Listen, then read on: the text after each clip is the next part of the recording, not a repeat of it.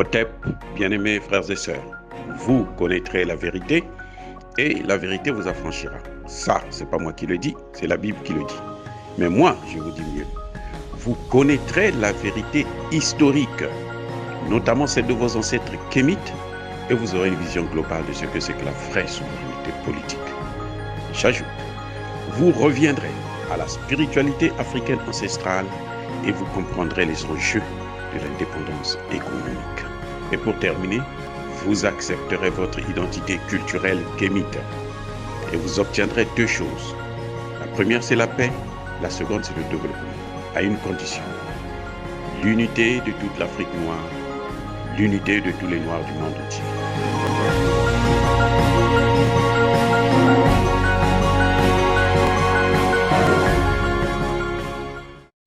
Otep à tous. Bienvenue sur la chaîne des panafricanistes. Par essence, par conviction et par excellence. Celle des citoyens kémites par nécessité et obligation de combat. Nous sommes une chaîne qui n'est guidée que par nos ancêtres et rien que par les ancêtres qui appartiennent à l'égrégore du monde noir. Par conséquent, nous ne croyons en aucun Dieu venu de l'étranger. Toutefois, cette vidéo n'est aucunement destinée à inciter à la haine ou à la violence. Car nous menons un combat qui est d'abord et avant tout spirituel, ensuite politique, géopolitique et géostratégique. Contre l'impérialisme, le colonialisme, le néocolonialisme et l'endocolonat. Sur la base du principe fondamental que nous avons hérité de nos ancêtres, qui est celui de la Mahat, c'est-à-dire vérité et justice. Vous êtes donc en droit de connaître la vérité. Et nous avons l'obligation de vous dire la vérité, et rien que la vérité, afin que justice soit rendue à l'Afrique. C'est donc notre modeste contribution dans cette noble lutte en faveur de la souveraineté, la dignité et l'unité africaine. Et ça, c'est le panafricanisme. Alors, nous allons vous parler aujourd'hui d'un sujet qui fait couler beaucoup d'encre au Congo-Brazzaville, celui du président Paul Kagame qui est venu rencontrer le président Denis Sassou Nguesso, avec lequel ils ont signé des accords, où le Congo a cédé au Rwanda 12 000 hectares de terre congolaise. La terre qui appartient au peuple congolais, pas la terre qui appartient au président Denis Sassou Nguesso, la terre qui appartient au peuple congolais. Donc, beaucoup de Congolais sont scandalisés, sont surpris, choqués. On va d'abord essayer de voir qu'est-ce que cela signifie sur le plan juridique. Et là, c'est très simple. On va interroger la Constitution du Congo, la Constitution de 2015, qui a été élaborée par le président Denis Sassou Nguesso lui-même.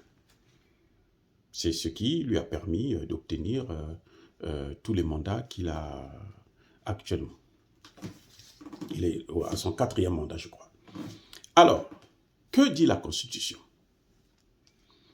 La Constitution, dans son article 219, dit ceci.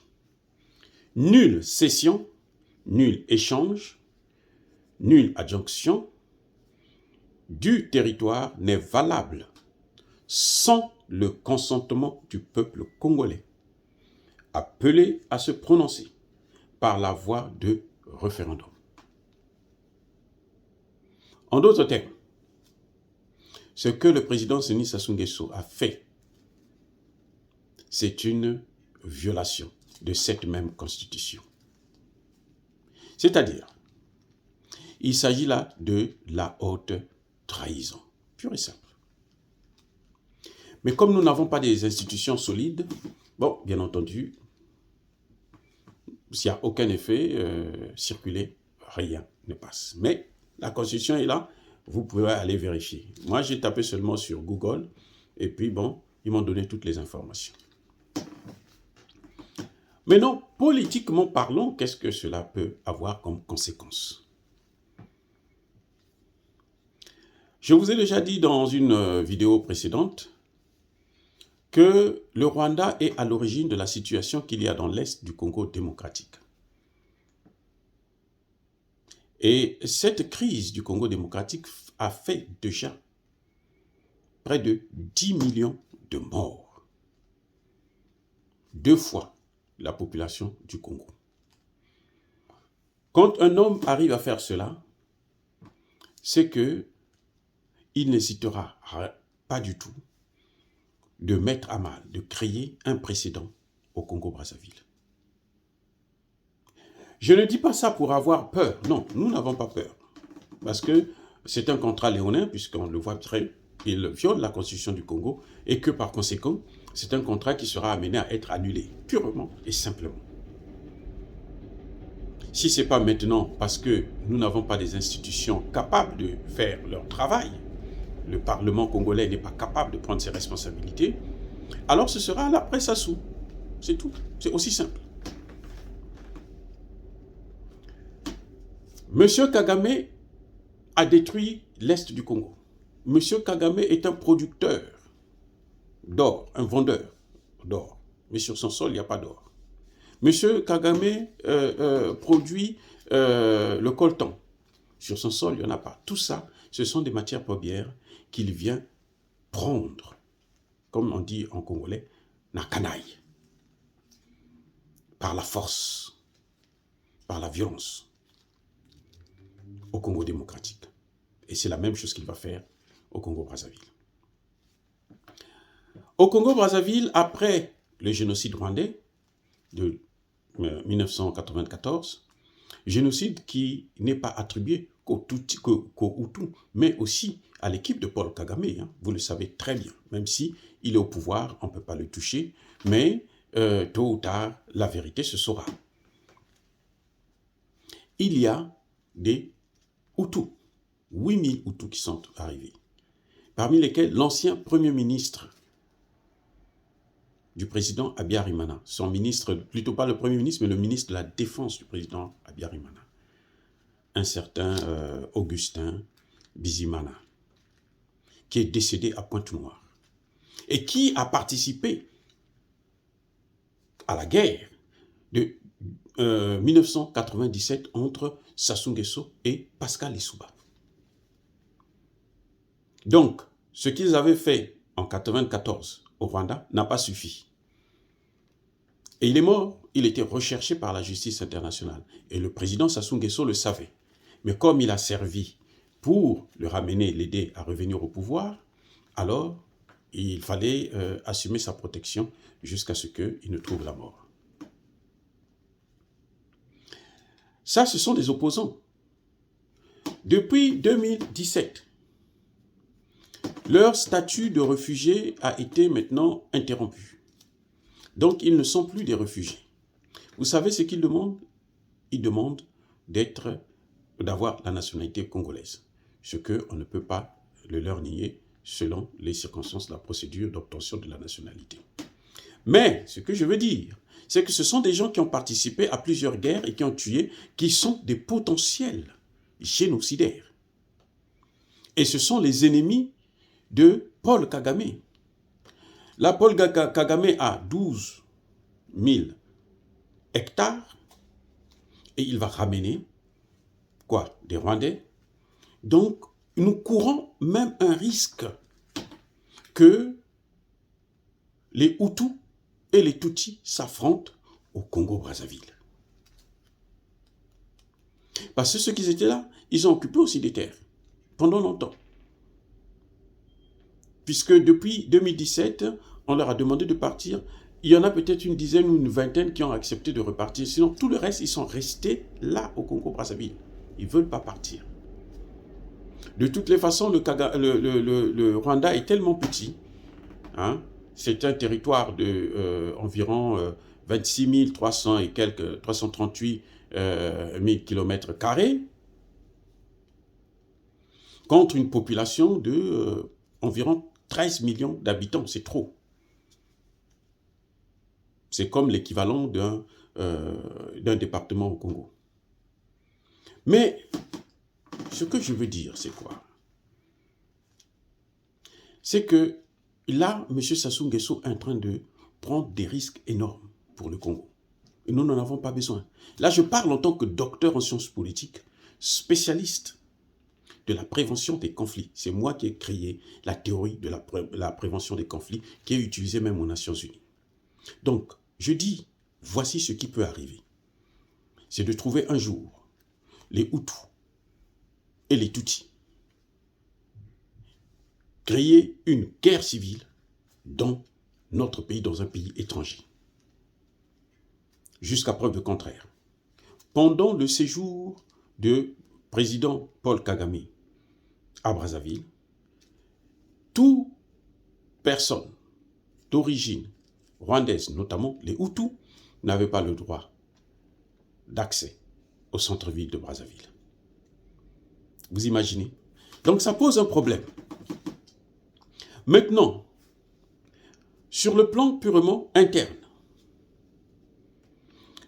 cette vente est tout le contraire du programme de Denis Sassou Nguesso lors des élections en mars 2021. Pourquoi? Parce que M. Sassou Nguesso a dit qu'il va faire de l'agriculture la priorité des priorités. Mais il n'avait jamais dit aux Congolais qu'il va faire l'agriculture des priorités en faisant venir des Rwandais, en donnant nos terres à des Rwandais pour qu'eux puissent venir cultiver au Congo. Et je vais vous dire une chose, pour avoir vécu dans la région, parce que j'ai travaillé pour les Nations Unies au Burundi, donc je connais un peu toute la région, y compris le Rwanda, nous n'avons pas la même culture alimentaire. Les Rwandais ne mangent pas le manioc, le chikwang, les Rwandais ne mangent pas les sakasaka, les Rwandais ne mangent pas les fumbwa, les Rwandais... Ce que nous mangeons, nous, eux, ils n'en mangent pas. Eh oui, c'est ça le problème.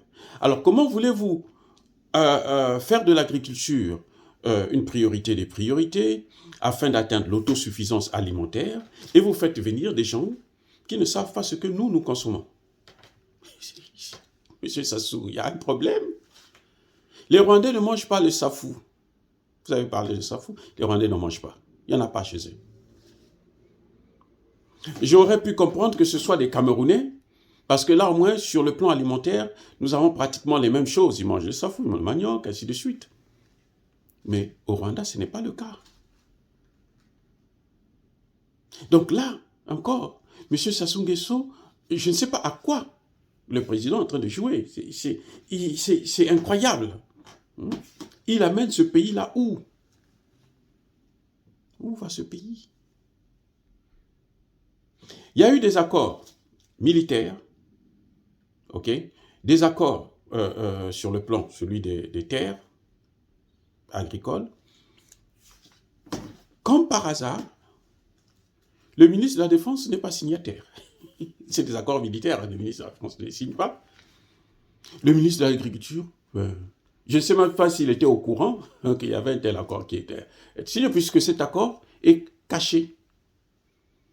Il n'a jamais été publié dans le journal officiel du Congo. C'est un deal clandestin. Mais, M. Sassou Nguesso, qu'est-ce que vous faites avec votre propre constitution? Qu'est-ce que vous faites avec vos propres institutions? Parce que nous sommes, moi je suis docteur en sciences politiques, je ne peux pas me passer d'analyser un tel fait et d'expliquer à la jeunesse, à nos enfants, à nos petits frères, ce qui se passe. Même si ça peut vous fâcher, mais on est obligé de le dire. Essayez d'être un peu logique avec vous-même. Vous nous apportez une constitution, vous nous l'imposez en quelque sorte. Que je sache, il y a eu beaucoup de remue-ménage au Congo à cause de cette constitution. Il a fallu même l'intervention de François Hollande qui disait à l'époque que le président a le droit d'organiser un référendum, de changer la constitution. C'est là que tous les Congolais étaient obligés de se plier puisque ça c'est votre demi-dieu. Pour moi c'est un vaurien. Voilà. Aussi simple que ça. Je préfère dealer avec Sassou Nguesso et les autres que de dealer avec ces gens-là. Bref, Monsieur Sassou Nguesso, vous faites quoi de vos institutions? Quelle est cette incapacité ou cette incompétence qui vous pousse à ne pas être capable de mettre en pratique une constitution que vous-même vous avez élaborée? Mais c'est grave. C'est terrible. C'est terrible. Et cette situation est une situation qui crée un conflit ou qui va créer un conflit sous-régional. Parce que n'oubliez pas que M. Paul Kagame est pratiquement l'héritier de la politique de Mobutu. C'est actuellement le cheval de Troie de la France en Afrique. Si vous ne le savez pas, M. Sassou Nguesso, eh ben je vous informe. Ce n'est pas pour rien qu'on lui a donné la direction de la francophonie. On lui a donné la direction, la tête de la mission des Nations Unies au Centrafrique. Ce sont, pour les deux postes, des femmes rwandaises qui occupent ces postes. Mais il y a un prix, il y a un retour à l'ascenseur. Ce n'est pas gratuit. C'est du donnant-donnant. Voilà. Donc, quand la France cède tout ça, c'est parce qu'elle attend du Rwanda quelque chose. Les Français ont perdu, ou plutôt sont en train de perdre la Centrafrique.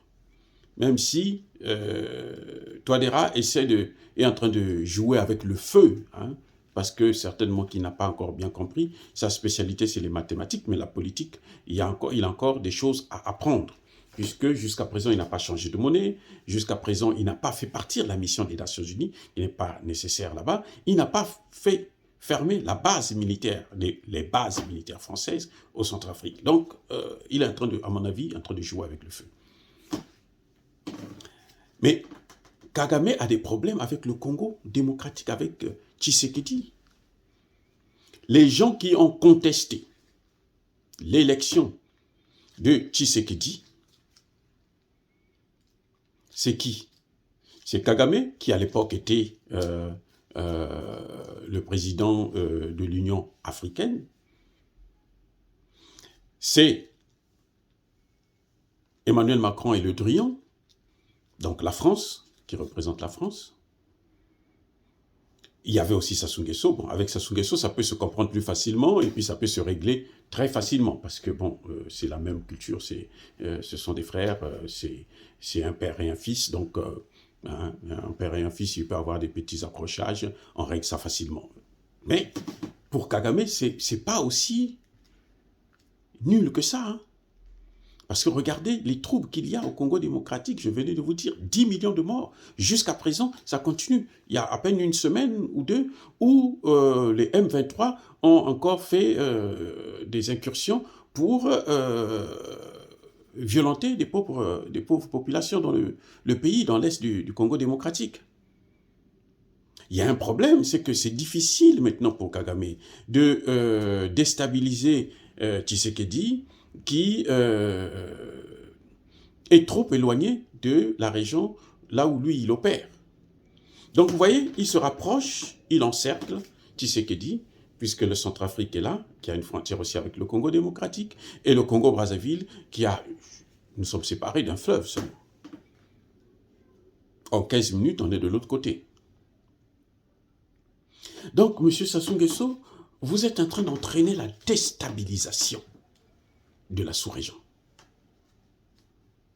Je vais vous dire une chose. L'objectif de la France aujourd'hui, c'est d'occuper le golfe de Guinée. Le golfe de Guinée, c'est quoi? C'est le Congo-Brazzaville, le Congo-Kinshasa, le Gabon, l'Angola, le Cameroun, jusqu'en Côte d'Ivoire, Mali, Bénin, Togo, ainsi de suite. Toute cette partie-là du littoral. C'est ça le golfe de Guinée. Ils étaient dans le Sahel. Le Mali est en train de se débarrasser d'eux parce que le président Assimi Goïta a compris le jeu. Et donc, il se lave les mains, il sort de cette jungle et il leur reste d'autres pays. Et le Congo est au centre, au cœur même de ce golfe de Guinée. Donc, à partir du moment où on prend le Congo, c'est fini, c'est toute la région qui est déstabilisée.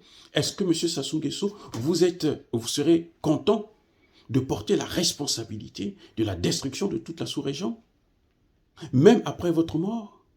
Parce que vous n'êtes pas éternel. Peut-être qu'après vous, si c'est votre fils, mais il portera ça sur son dos. Et si ces Blancs-là peuvent encore recoloniser l'Afrique, croyez-moi, ce ne sera pas pour 5 ans, ce ne sera pas pour 10 ans. Le chef d'état-major français l'a dit, nous étions venus pour 100 ans. On est resté 50 ans, on nous a fait partir. Il le disait au Centrafrique, là. Cette fois-ci, nous sommes venus là. C'est pour 100 ans. Arrêtez de jouer, de sacrifier la jeunesse congolaise. Arrêtez de sacrifier la jeunesse africaine. Tout empire finit par disparaître. L'empire Kagame va finir par disparaître un jour, qu'on le veuille ou non. Le règne du président Sassou Nguesso, il va terminer ça. Mais le Congo restera éternel, mais pas dans les mains des étrangers. Parce que je vous dis, ce que Kagame est en train de faire au Congo démocratique, c'est exactement, à la demande bien entendu des Français et des Occidentaux, y compris les Américains, c'est exactement ce que les terroristes et les djihadistes sont en train de faire dans le Sahel. Fin de citation. Si vous voulez résumer ça, c'est comme ça. Ce que Kagame est en train de faire dans la sous-région, et notamment au Congo démocratique, et ce qui va se faire aussi au Congo-Brazzaville, c'est exactement ce que les Occidentaux sont en train de faire dans le Sahel, au Mali, au Burkina Faso, au Niger, au Mozambique et au Tchad. Au Tchad, on a vu, ça s'est soldé par la mort du président Idriss Déby Itno. Donc, ce n'est pas un jeu. Et sachez-le que tôt ou tard, les Congolais vont chercher à récupérer, manu militari, leur terre. Ça, c'est clair. Tôt ou tard, le prix, nous allons payer le prix qu'il faut payer pour ça. Parce que ces contrats, c'est un contrat léonin, il est appelé à être annulé. Les circonstances, la procédure n'a pas été respectée. Nous devrions être consultés avant que tout cela puisse se faire. Dire cela, c'est inciter à la haine ou à la violence. Non. Nous sommes une force tranquille. J'assume tous mes propos. Mais je vous dis tout simplement, Yaba Kolerve Yamalembe. Soyez bénis les gars, par le Dieu des Kémites. J'ai dit.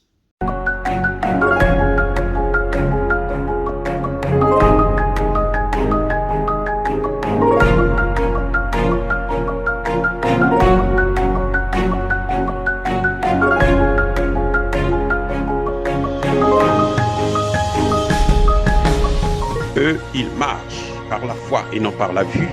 Mais moi, je vous conseille vivement de marcher par la connaissance scientifique et historique, notamment celle de nos ancêtres kémites, par les 5 sens et par l'intelligence. Otep, vive l'Afrique éternelle et que Dieu vous bénisse. Abou Apia.